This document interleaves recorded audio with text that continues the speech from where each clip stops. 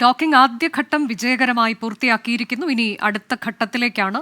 ഒരുപക്ഷെ മണിക്കൂറുകൾ തന്നെ വേണ്ടി വന്നേക്കാം അവർ പുറത്ത് ഇറങ്ങുന്നതിന് വേണ്ടി. അതിൽ ആരോഗ്യ പരിശോധനകൾ ഉൾപ്പെടെ നടത്തേണ്ടതുണ്ട് എന്നുള്ളതാണ്. നമുക്കൊപ്പം അതിഥികളുണ്ട്. ശാസ്ത്രലേഖകനായ ശ്രീ ദിലീപ് മലയാലപ്പുഴയിലേക്കാണ് ഞാൻ ഇനി പോകുന്നത്. ശ്രീ ദിലീപ് മലയാലപ്പുഴ, ഇത് ഇന്ത്യയെ സംബന്ധിച്ചിടത്തോളം ഇപ്പോൾ മറ്റ് വിദേശ രാജ്യങ്ങൾക്കൊന്നും ഇത് വലിയ കാര്യമായി ആകാൻ സാധ്യതയില്ല. എന്നാൽ ഇന്ത്യക്ക് ഇത് വലിയൊരു അഭിമാന നിമിഷമാണ്. നമ്മളുടെ ഒരു നമുക്കൊപ്പമുള്ള ഒരാൾ എന്ന് തന്നെ തോന്നുന്ന ഒരു അഭിമാന നിമിഷം.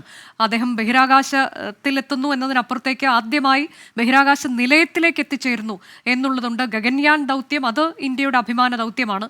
അതിൻ്റെ ഒരു ചുവടുവയ്പ് എന്ന തരത്തിലേക്ക് അങ്ങനെ എത്രത്തോളം നിർണായകമായ ഒരു ദൗത്യം അതിൻ്റെ ആദ്യഘട്ടത്തിലാണ് നമ്മളിപ്പോൾ എത്തിയിരിക്കുന്നത്. ശ്രീ ദിലീപ്. ആക്സിയം 4 ദൗത്യം രണ്ടാം ഘട്ടവും വിജയത്തിലെത്തിച്ചേർന്നിരിക്കുകയാണ്. ഇത് ഇന്ത്യയെ സംബന്ധിച്ചിടത്തോളം, ISROയെ സംബന്ധിച്ചിടത്തോളം വളരെ പ്രധാനപ്പെട്ട ഒരു ദൗത്യമാണ്. കാരണം ISRO നടത്താൻ പോകുന്ന ഭാവി ബഹിരാകാശ ദൗത്യങ്ങൾക്കുള്ള ഒരു പഠനയാത്രയാണെന്ന് പറയാം. നമ്മൾ പണം മുടക്കി തന്നെ ടിക്കറ്റ് എടുത്തു പോകുന്ന ഒരു പഠനയാത്ര. ഈ പഠനയാത്രയിൽ നിന്ന് കിട്ടുന്ന വിവരങ്ങൾ ഭാവി ബഹിരാകാശ ദൗത്യങ്ങൾക്ക് ഏറെ ഗുണം ചെയ്യുന്നുള്ളതാണ് വസ്തുത. കാരണം ഈ 2 വർഷത്തിനകം നമ്മൾ ഗഗൻയാൻ ദൗത്യം, അതായത് ഭൂമിക്ക് ഏതാണ്ട് 300 കിലോമീറ്ററിന് മുകളിൽ ഒരാഴ്ചയോളം ഇന്ത്യക്കാരായ ബഹിരാകാശ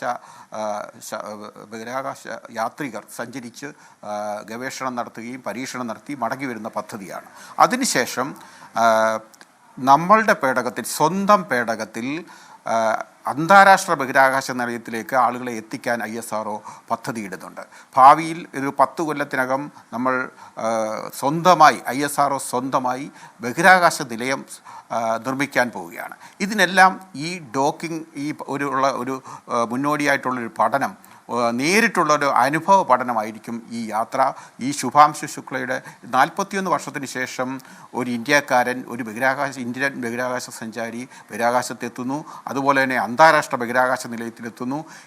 ഈ ആക്സിയം ദൗത്യത്തിലെ ദൗത്യ പേടകത്തിൻ്റെ പൈലറ്റാണ് യഥാർത്ഥത്തിൽ നമ്മുടെ ശുഭാംശു ശുക്ല. അപ്പോൾ ഈ പൈലറ്റ് എന്ന നിലയിൽ ആ ഉപഗ്രഹം നിയന്ത്രിക്കുന്ന കാര്യത്തിൽ, അതുപോലെ കമ്മ്യൂണിക്കേഷൻ, അതുപോലെ തന്നെ ഡോക്കിംഗ് സംവിധാനങ്ങൾ, ബഹിരാകാശ നിലയത്തിൽ എത്തിച്ചേരുമ്പോൾ ഉണ്ടാകുന്ന സംവിധാനങ്ങൾ, ഇതെല്ലാം നേരിട്ടറിയാനും അത് ISROയ്ക്ക് പ്രയോജനപ്പെടുത്താനും ഭാവി ദൗത്യങ്ങൾക്ക് പ്രയോജനപ്പെടുത്താനും കഴിയും എന്നുള്ള കാര്യത്തിൽ യാതൊരു സംശയമില്ല. അതുകൊണ്ട് തന്നെ ISROയ്ക്ക് ഭാവി ദൗത്യങ്ങൾക്ക് ഏറ്റവും ഗുണം ചെയ്യുന്ന ഒരു പ്രധാനപ്പെട്ട ദൗത്യമാണ് ഈ ആക്സിയം 4 ദൗത്യം എന്നുള്ളത്. ശരി, ഗഗൻയാൻ ദൗത്യത്തിൻ്റെ ഒരു റിഹേഴ്സൽ എന്ന തരത്തിലേക്ക് തന്നെ നമ്മൾ ഇതിനെ വിശേഷിപ്പിക്കണം.